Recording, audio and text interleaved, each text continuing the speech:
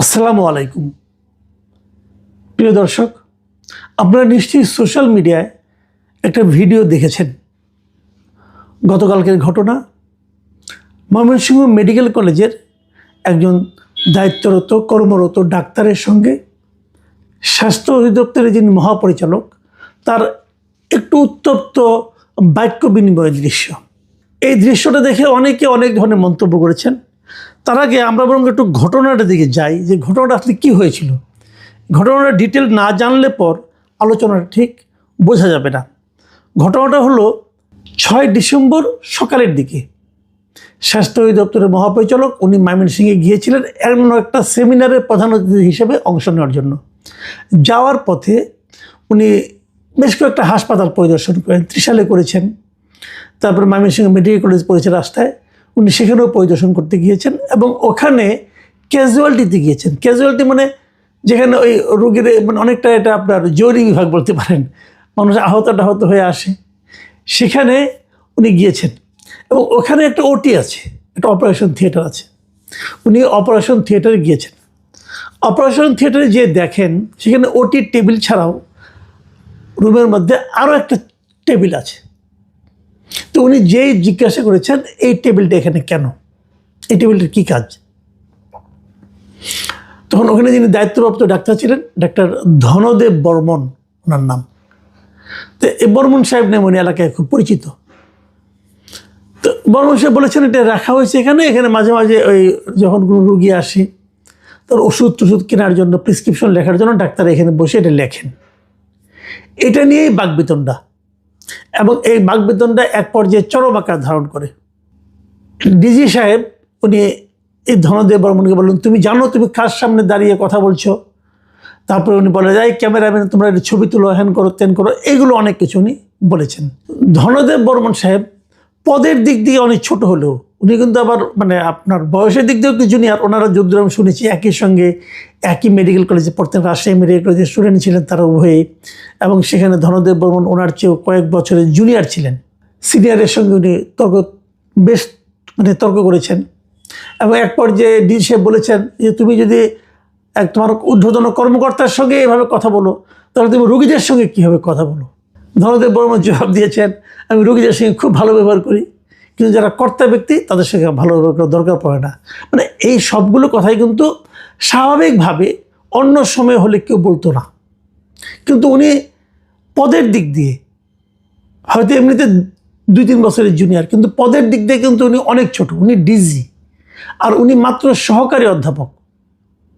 এখন আপনি বলবেন যে এত সিনিয়র লোক সহকারী অধ্যাপক হলো কেন? এটা হলো আরেক ট্র্যাজেডি।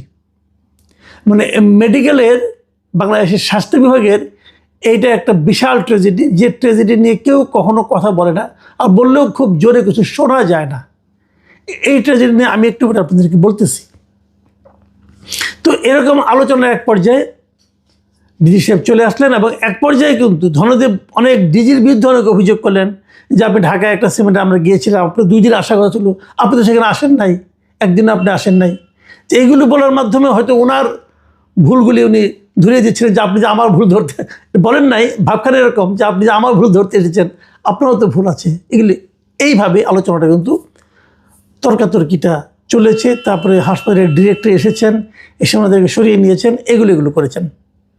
এরপরে যেটা হলো যে পরের দিন জানা গেল যে ধনদেব বর্মনকে বরখাস্ত করা হয়েছে। উনি করেছেন, ডিজি সাহেব পাওয়ারফুল লোক, আর পাওয়ারফুল লোকের মুখে মুখে আপনি তর্ক করবেন, আপনি তো বরখাস্ত করা হবেই, এটাই যে বাংলাদেশের নিয়ম।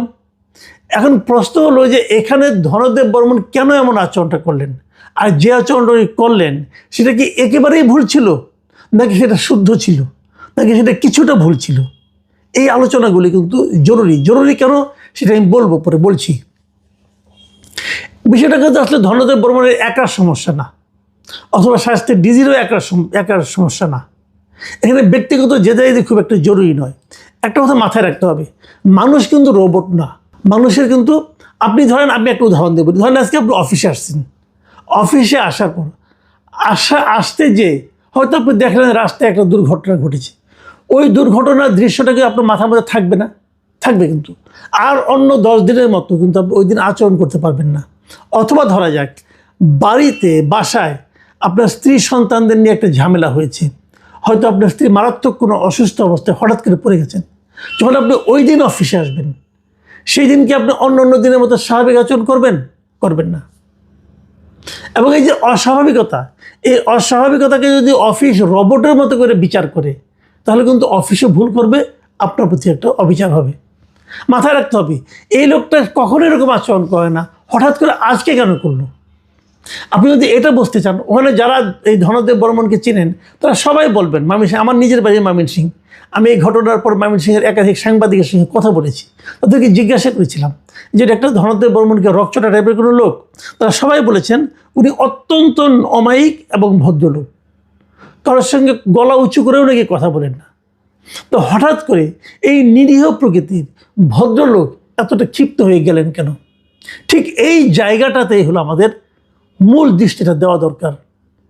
একটা মানুষ কখন ক্ষিপ্ত হয়ে যায়? ভাবুন একটা কথা, যখন থেকে হাসিনার পতন ঘটল, শেখ হাসিনার সরকারের পতন ঘটলো গত বছরের জুলাই অগাস্টে, সে সময় দেখেছেন নিশ্চয়ই একদম গৃহবধূ, ছোট ছোট শিশু, তারা পর্যন্ত রাস্তায় নেমে এসেছিল। কেন? কি এমন ঘটেছিল যে তারা রাস্তায় নামাটাকে অবধারিত এবং খুবই প্রয়োজনীয় মনে করেছিল? অথবা টোটাল সোসাইটিতে কি এমন অবস্থা তৈরি হয়েছিল যে তৈরি হওয়ার ফলে তারা না নেমে থাকতে পারেনি? ঠিক এখানেও একই রকম। আপনারা ধনদেব বর্মনের ইতিহাসটা একটু শুনেন, তাহলে আপনারা ব্যাপারটা বুঝতে পারবেন। ধনদেব বর্মন MBBS পাশ করার পর অনেকদিন চাকরি করেছেন। চাকরি করার পর এই ক্লিনিক্যাল সাবজেক্টের যে সর্বোচ্চ ডিগ্রি মানে MS ডিগ্রিটি উনি অর্জন করেছেন 2013 সালে, মানে আজকে থেকে 12 বছর আগে। এই 12 বছরে তিনি মাত্র একটা প্রমোশন পেয়েছেন, সেটা কি মেডিকেল অফিসার থেকে সহকারী অধ্যাপক হয়েছেন। ওনার চাকরি আছে মাত্র কয়েক মাস। তার মানে উনি একটা মাত্র প্রমোশন নেই, এই মেডিকেল সায়েন্সের ওনার সাবজেক্টের সর্বোচ্চ, দেশের সর্বোচ্চ ডিগ্রিটা নেওয়ার পরও উনি কিন্তু এত বছরও কিছুই হতে পারেননি। কেন হতে পারেননি? আসলে এটা কেবল মেডিকেল সেক্টরেই সম্ভব। আপনি ইউনিভার্সিটি দেখেন, 10 বছর 15 বছর বয়সে কিন্তু পটাপট প্রমোশন পেয়ে অনেক উপরে যাচ্ছে, প্রফেসর হয়ে যাচ্ছে, অ্যাসোসিয়েট প্রফেসর হয়ে যাচ্ছে। কিন্তু ওনার চাকরি, পুরো চাকরি জীবন শেষ, এখন উনি সহকারী অধ্যাপক হতে পেরেছেন মাত্র। ওনার মধ্যে একটা ক্ষোভ কাজ করেছে, একটা পুঞ্জীভূত ক্ষোভ, এত বছরের ক্ষোভ। এটা কিন্তু ওনার ক্ষোভ না।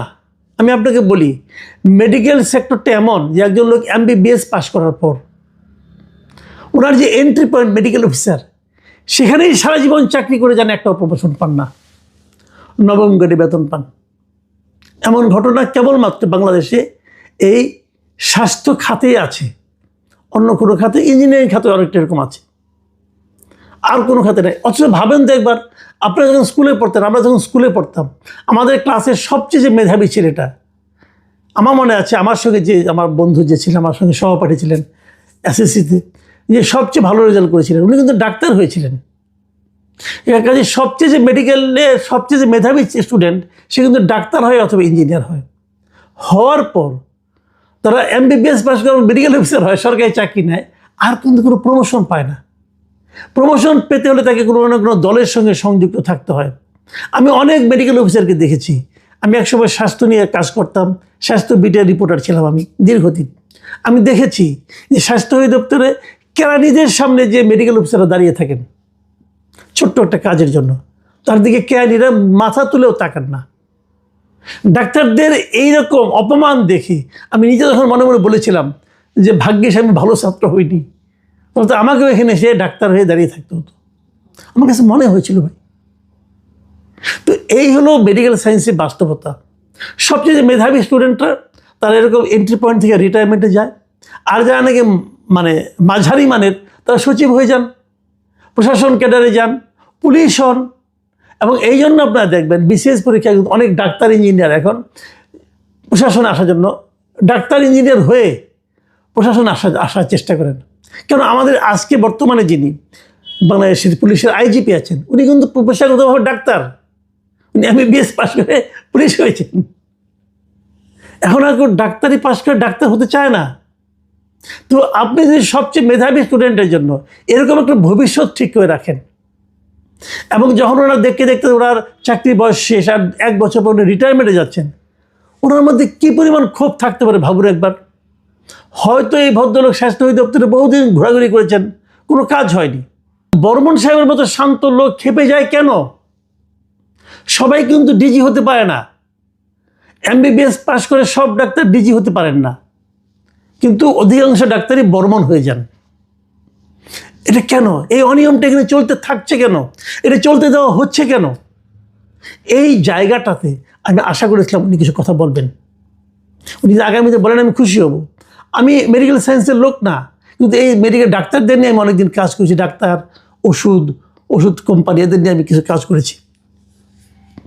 তো আমি এটা দেখেছি, এই যে ডাক্তারদের মধ্যে বিরাট একটা হতাশা কাজ করে এই ঘটনাটাকে কেন্দ্র করে। তাদের এন্ট্রি পয়েন্ট থেকে রিটায়ারমেন্টে যেতে হয়। তাহলে এখানে নিয়মটা হচ্ছে না কেন? অনেকে বলবেন যে যদি পদ না থাকে খালি কীভাবে হবে? তো পুলিশে কীভাবে হয়? আপনারা এখন সুপার নিউমারি পদ ক্রিয়েট করেন না? পদ নয়, কিন্তু প্রমোশন দিয়ে দিচ্ছেন। যদি কখনো পদ না হলে আর কী করবে? তার তো প্রমোশন আটকে থাকবে না। তারা এত বছর চাকরি করেছে, সাফল্যের সঙ্গে করেছে, পদ কয়টা আছে না আছে তার উপর ডিপেন্ড করে না, তারা থেকে প্রমোশন দিয়েছে। তো এটা এখানে করেন না কেন? এই নিয়মটা একমাত্র আমার হয় ডাক্তারদের ক্ষেত্রেই নাই। আপনাদেরকে সুপার নিউমারি একটা প্রমোশন দিয়ে দিতে পারেন, যে ওনার তো এত বছর চাকরি হলো, তাই বলে একজন লোককে আপনি এন্ট্রি পয়েন্ট থেকে বিদায় করে দিবেন? তাও কি সমাজের সবচেয়ে মেধাবী লোকটাকে? এটা করেন বলেই ডাক্তাররা কিন্তু ওই যে অর্থের দিকে ঝুঁকে পড়ে, যে প্রমোশন তো পেলাম না, সম্মান তো পেলাম না, ঠিক আছে অর্থ কামাই করি। এগুলো কিন্তু একটার সঙ্গে একটা রিলেটেড কিন্তু ভাই, কোনো কিছু বিচ্ছিন্ন না। এই সমাজের কাছে তাদের কি প্রত্যাশা ছিল? যখন দেখলো যে এই রাষ্ট্র, এই সরকার, এই বিধিনিষেধ তাকে উপরে উঠতে দিচ্ছে না, তখন সে কী করবে? তখন সে একদিকে মনোযোগী হয়। অথচ লোকটা মেধাবী, তার তো সোসাইটিকে আরও অনেক কিছু দেওয়ার ছিল। এই জায়গাগুলোকে টাচ করতে হবে। আমি ডিজি সাহেবের সম্পর্কে একটা কথা বলি। দেখেন, ওনার যে অধ্যত্ত উনি দেখেছে, উনি তো একসময় সবসময় ডিজি ছিলেন না। ওনার দাড়ি পেকেছে, অনেক বয়স, মাথায় টুপি পরেন, দেখতে নুরানি টাইপের লোক। তো এই নুরানি ভদ্রলোক উনি তো সারা জীবনে ডিজি ছিলেন না। উনি কি দেখেন নাই? উনি প্রফেসর ছিলেন। উনি কি দেখেন? উনি তো একজন সার্জন ছিলেন। উনি কি দেখেন নাই প্রশাসনের লোকজনদের কি দাপট, অন্যায় দাপট? সেই দাপট উনি কেন প্রয়োগ করতে যাচ্ছিলেন? ওনারই একজন সহকর্মী, ওনার তো বোঝা উচিত ছিল যে বর্মনকে তো আমি চিনি, তার তো এরকম করার কথা না, তাহলে কেন করছে? তার মধ্যে ক্ষোভ ছিল, যে কথা বর্মন বলেছিলেন কিন্তু স্যার আমাকে সাসপেন্ড করেন, আমি আর চাকরি করতে চাই না। মানে কতটা হতাশ হয়ে গেলে একজন মানুষ এরকম বলতে থাকে। আমি এর মধ্যে দেখলাম আবার আরেকটা গ্রুপ মাঠে নেমেছে, তারা বলাবলি করার চেষ্টা করছে, ও তো হিন্দু এই জন্য ওকে করা হচ্ছে, উনি তো জামাত করে। আরে ভাই, টুপি অথবা মাথার মধ্যে টুপি থাকলে এবং মুখে দাড়ি থাকলে জামাত হয়ে গেল? এত অতি সরলীকৃত সিদ্ধান্তে আসেন কেন আপনারা? আর যদি কেউ জামাত করেছে তার ব্যাপার, এটা তো রাজনৈতিক বিশ্বাসের ব্যাপার, এর সঙ্গে এটা মেলাচ্ছেন কেন? ওই যে হিন্দুই হতো, তাহলে গত আমলেও তো বর্মন সাহেব কোনো প্রমোশন পান নাই, সেটাকে আপনারা কী বলবেন? কাজে এভাবে বলবেন না। সব কিছুকে এত সরল করে আপনারা কিন্তু সমাধান করার চেষ্টা করেন না। মানুষের ভেতরটা বোঝার চেষ্টা করেন, ভাবার চেষ্টা করেন। একটা লোক অতি শান্ত সাদাসিধে একজন লোক কেন উত্তপ্ত কথা বলে, বোঝার চেষ্টা করেন। আর ডিজি সাহেব উনি যখন চেয়ার, উনি কি জানতেন না যে এরকম ওটিতে একটা চেয়ার টেবিল থাকে অনেক সময়, তারা ওইখানে চট করে বলে এই ওষুধটা নিয়ে আসো, ওষুধকে তারা হাতের উপরে লিখবে? আর এর জন্য উত্তেজিত হওয়ার কী আছে? ওনার আমলে হাসপাতালগুলি কী অবস্থা উনি জানেন না?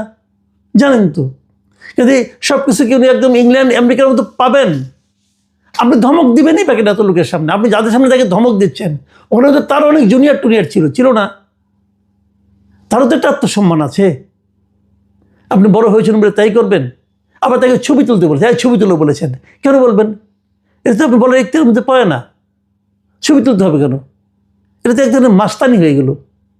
তো আমি আশা করব যে আমাদের সমাজের মানুষের মধ্যে এই যে হতাশা, এই যে নিজের পেশা নিয়ে হতাশা, নিজের শিক্ষা নিয়ে হতাশা, এটা যেন কমে যায়, এর ব্যবস্থা করেন। এটা রাষ্ট্রের দায়িত্ব। আমার পাশাপাশি আশা করব যিনি বড় দায়িত্বে থাকবেন তিনি যেন বিনয়ী হন, তিনি যেন মানুষকে মানুষ হিসেবে বিচার করতে শিখেন। আমরা কোনো এখানে ভিলেন খুঁজব না, আমরা এখানে কোনো হিরো খুঁজব না। অন্য সময় হলে কী হতো, ওরকম ডিজি যখন এসে মেডিকেল অফিসে বলতো বুঝতেছে ডিজি ভুল করতেছে, তাও সে চুপ করে থাকতো, মাথা নিচু করে থাকতো, ইয়েস স্যার বলতো। কিন্তু এই বর্মন সাহেব কিন্তু প্রতিবাদ করেছেন। এই জন্য মেরুদণ্ডটা এটা আমি গুরুত্বপূর্ণ মনে করি।